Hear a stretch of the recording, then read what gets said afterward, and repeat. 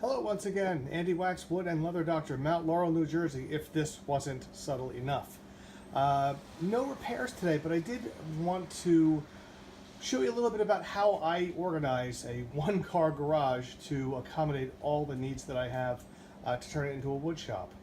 That and sharing it with my wife and daughter. So, again, a challenge, one-car garage, but I think with some things that I took off of YouTube and in Pinterest and other things like that, hopefully you'll have some ideas that you'll be able to use some of these ideas in your own shop. So I'm going to start from the beginning. And here's the first thing. So a clamp rack. I can't tell you how much space this saves. If you can see up here, there are a lot of different designs for clamp racks on YouTube especially. This is the one that I chose, and putting it up way above, right at the very top of the ceiling, really saves a ton of space. And as we come down, you'll see just dowels and nails in the wall, and making my own little blocks to accommodate odd shapes, as well as a mini version of what's up there. So you can see how it's done. Basically, 3/4 inch plywood, drill a rather large hole in the back, and then take any kind of cutting device. I think I used a jigsaw for this, and cut slots. So then what you have, well, that's what you have.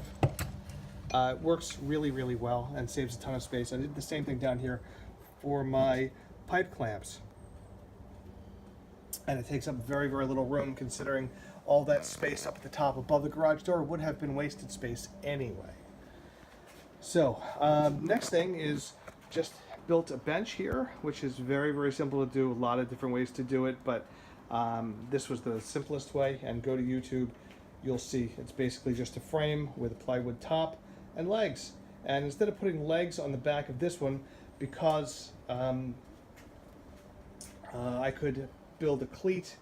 Let's see if I can get to it here. You can kind of see back there. There's a cleat that I put to act as legs in the back, because there was no reason to make it legs, and it's actually a lot more stable with that cleat in the back. So that, and then add the legs in the front, and then you got something. So next, and there, as you can see, some of my power tools that I use every single day, as well as some space for touch-up stuff. This was from Harbor Freight Tools. It's just very nice. It's got 2 doors that broke off, but that's okay. It doesn't go anywhere anyway. So, so there's that. Then, the real secret to this whole thing is building a ton of little carts. And these are pretty much made the same way as I made the tool, as I made the workbench. 3/4 inch plywood and 2x4s. And with that, I was able to make one for the table saw, and it's nice and easy to pull out and use and put back. And with that, there's still space underneath for one of my toolboxes that I take with me on jobs. Same thing with this one. And then, as you can see up here, I forgot to mention, same design, just more clamps, because you can never have enough clamps. So there's that. Then we come over here. So lighting, very inexpensive. Go to Lowe's and get yourself some lights. Oh, looks like I've got a bulb out. Gotta fix that. Okay, I'm glad that I did this. So next, okay, so we'll go here. So I just made this the other day to accommodate just about every screwdriver and file that I have. I got tired of them being in drawers, because if they're in a drawer, for me anyway, I'll never use them. I know that drawers are, it seems like it's a really good way to organize things. For me, again, if it's out of sight, it's out of mind, and I'll never use it again.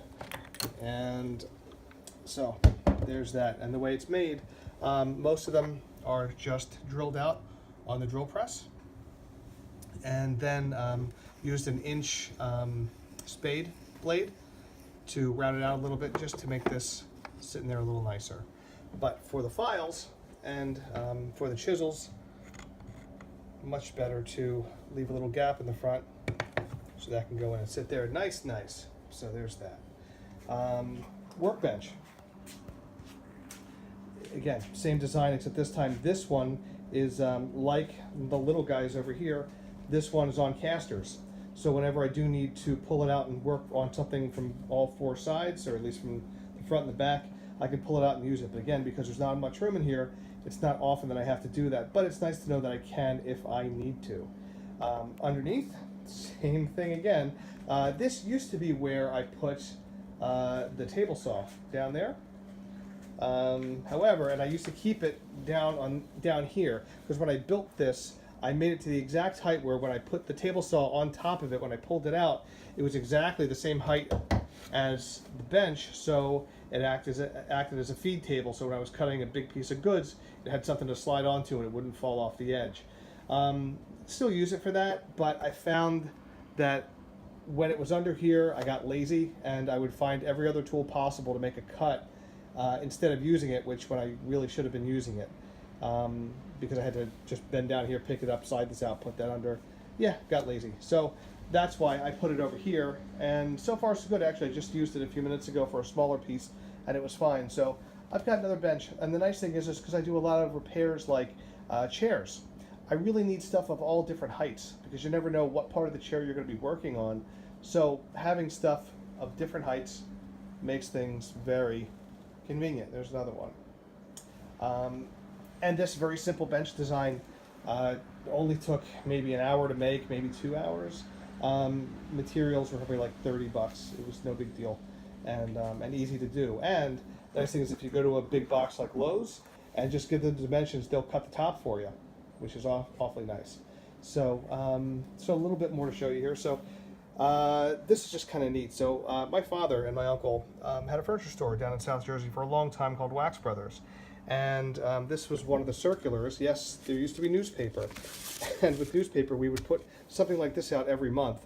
Yeah, I happened to find it, so I'm going to frame it. And this was the other neat thing. So a customer years ago, back in like, oh gosh, I think 2000, when my dad passed away, a customer came in and said that he found this in his mother's filing cabinet, and it's dated 2/8/58, where my dad, the immortal Fred Wax, had made a receipt up for reupholstering in a nylon tapestry a chair and ottoman, and the whole thing, $50 in 1958. Pretty cool. My prices are a little higher than that, but you know, there's inflation. So, but that was pretty cool. This was before it was Wax Brothers. It was called South Jersey Upholstering, and yeah, pretty nifty. So anyway, just wanted to show you that. Coming over here, straighten up a little bit. So I found this design on YouTube as well. Might have been Pinterest. Anyway, doesn't matter. This I think it's 2-inch PVC, maybe 3-inch PVC. And what these guys are, they call them bench cookies. So just took a 2x4, cut it out, sanded it around the best I could to make it as round as possible, because round fits in this thing. Put a piece of that tacky shelf liner and just glued it onto each side. And what you do is, this acts nicely if you're cutting something on the bench and you want to raise it up a little bit so you don't go through the top. You use 4 of these. So it's a nice way to lift things up off your bench, and then when you're done with it, boop, goes back in. So very nice. I keep one drill up here because this is one that I tend to use all the time, because it's got a head that'll drill and screw, and I don't have to switch drills. So I really like this thing. Anyway, that's me. So coming down over here, so needed a place for my most used hammers. These are they, and that's simply just a piece of plywood with long screws that I can put anywhere I want to make sure that all these guys fit.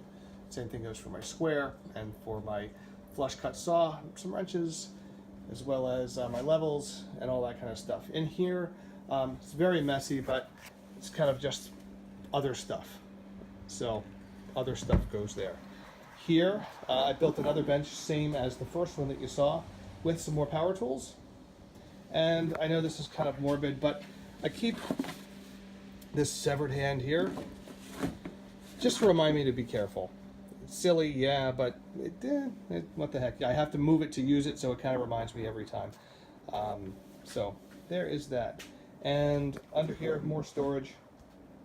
for this one. And this is awfully nice as well, because when cutting like a 2x4 and it's too long and it's too long that way, it's going to hit the wall, and it's too long this way because it's going to hit something else, it's nice to be able to just take this, move it over to this table, slide it out, and you can cut anything you need.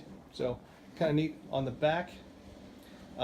This is still a work in progress. I'm still trying to reclaim some space, but built this bench with a friend of mine. Same idea with the cleats in the back, legs in the front and the corners, and it's nailed in instead of screwed, so this thing is never going anywhere. Again, ignore the mess, please. On the top, he and I built this. Again, same kind of design, just build a frame, put a top on top of it, some pieces underneath for structure and for stability, and there's that. Over here on the other side, went to Lowe's and bought some cabinets, put them together, hung them up, and this was another YouTube and Pinterest find.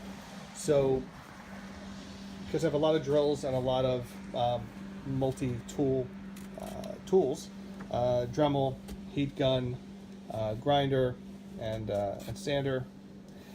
I needed a place to stick everything, and I figured if I nailed them all to the wall, it would take up a lot of space. And because, again, you don't have a lot of space in here, this is all PVC. And what you do is, oh, come on out, don't make a liar out of me. You know what, you stay, I'll use this one.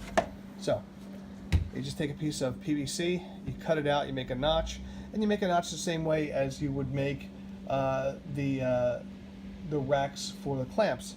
You take a bit, you drill out a hole here, then you notch it out here, chamfer the ends a little bit to make it go in and out easier, and there you are. So you can do that for all those tools, and it just takes up no space whatsoever. And I hung this, just screwed everything to a piece of 3/4 inch plywood and put it on some shelf brackets. One day I will screw this. I'll screw this to the brackets. Just haven't done it yet. I forgot one thing, and that is plywood. Plywood all over the place. Originally, this was just down to the studs, and it's been that way since we bought the house 15, 20 years ago. And it gets really cold in New Jersey. So I put this heater in. Well, no, I didn't put this heater in. I had a contractor put in this heater, and I put in an air conditioner every summer. And so when I realized, of course, that none of that was going to work without some insulation, I had a contractor come in, insulate everything, and drywall everything, including behind all this plywood. It wasn't, and I put up pegboard, and I found that pegboard just didn't accommodate everything that I wanted to do. You still had to find the studs if you wanted to make something your own like this and screw it in, and it just seemed like everywhere I wanted to put a little rack or something, I had to find the stud, and it wasn't working out. And the little clips that go in the pegboard, I couldn't find really good ones, and it didn't work for me. So I had my trusty contractor come back.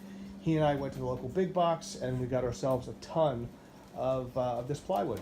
So one Saturday we knocked it out, put it all up, and the really great thing about it is that you can put a screw anywhere. Now you can see there's a lot of holes because this has gone through a lot of permutations. It'll probably go through a lot more. But for now, anywhere you want to hang something, you can, and it's simple. So I recommend that if you have a shop and you want the maximum flexibility and creativity, put plywood up everywhere. I forget the thickness of this. It might be 1/2 inch. I think it was 1/2 inch. But whatever your situation is great. You still can screw, like for heavier things, still take an extra piece of plywood and screw it where there are studs to give yourself a lot of strength. But from there you can hang pretty much anything that your heart desires, and it just seemed to work out better that way. So if you have the choice of putting up drywall or plywood, I would skip the drywall entirely. Lesson learned. Insulate it and just put up your plywood. Over here, a shelf. We needed some space. I figured we had some room up here, and because the recycling can and the trash cans are so deep, I couldn't really put anything on the wall and be able to get to it without moving everything. So just put up a shelf as deep as those, and it allows me to put it like there's a chair that's going back to a customer. It gives me a little bit more room to at least keep one chair or something like that on that shelf. And I'll clean it up. And of course, there is a gorilla that my daughter found that we like quite a bit. So that, my friends, is kind of that. So other than changing that bulb, which I guess I better do today, this is kind of just a tour of what you can do with a really, really small one-car garage. And, you know, I hope you liked it. And from what I'm told by my 11-year-old, I'm supposed to ask you to please give it a thumbs up, a like, and subscribe. I'm not sure exactly what all that does, but she says you got to do it, so please make a little girl happy and do it, okay? Thanks very much, and see you next time.